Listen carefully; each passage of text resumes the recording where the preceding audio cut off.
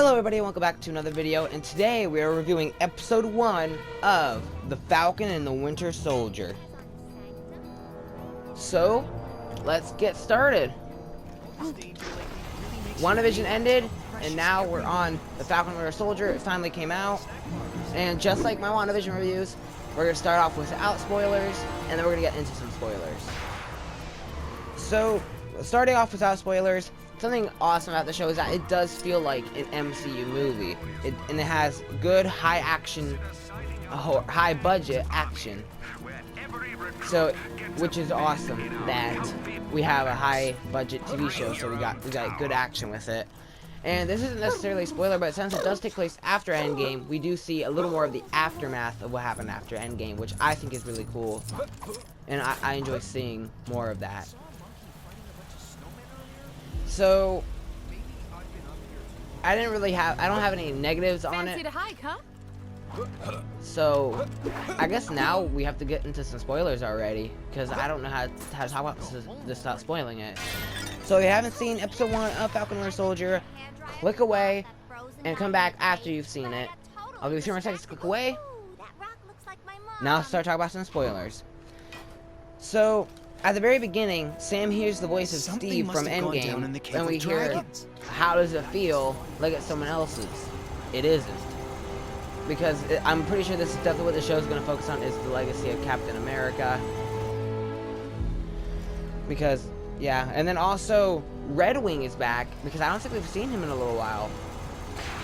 Red Wing was in Civil War, and then we didn't see him really again afterwards. Sorry if you heard that.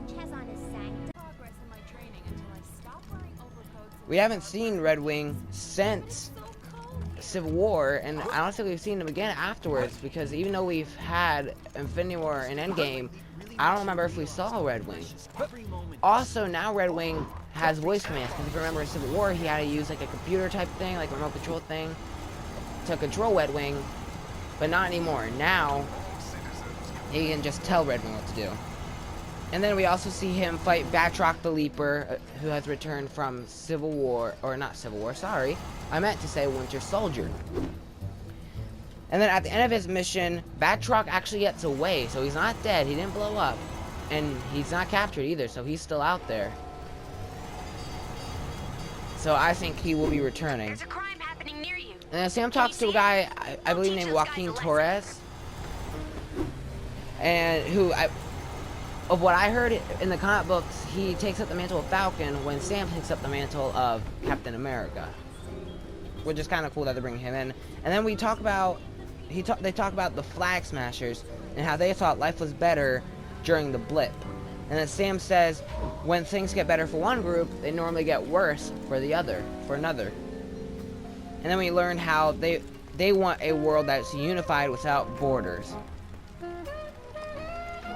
And then he also brings up some theories about Cap, like him being on the moon, which might be a reference to Inhumans, because like some versions of Inhumans, like in their TV show, they are on the moon.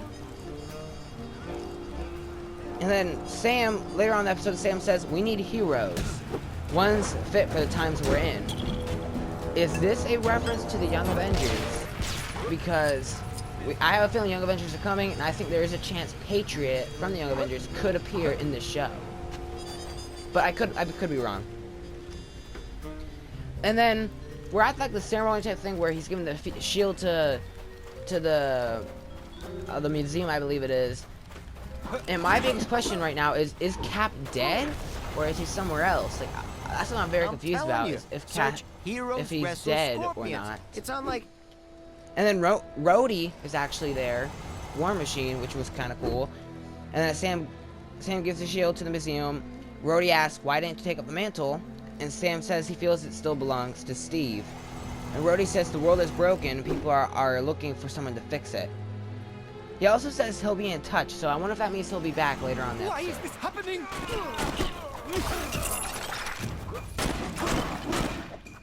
So Budget must watch over me.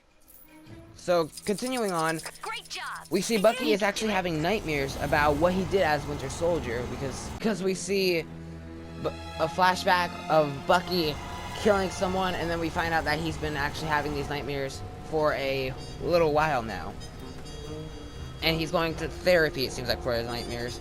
And he also seems to have made friends with an older guy named, I believe, Yuri, I think his name is.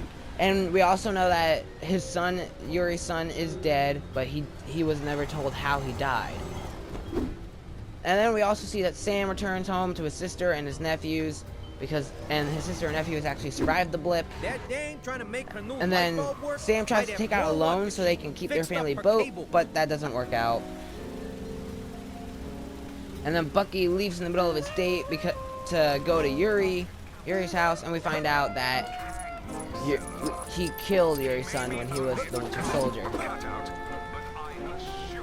And then Sam's friend goes undercover as a flag smasher, and we see the flag smashers robbing a bank, and they're like really strong, which makes me wonder if they have like super soldier serum too, because this could deal with super soldier serum, since it is like based on Cap's legacy and stuff like that.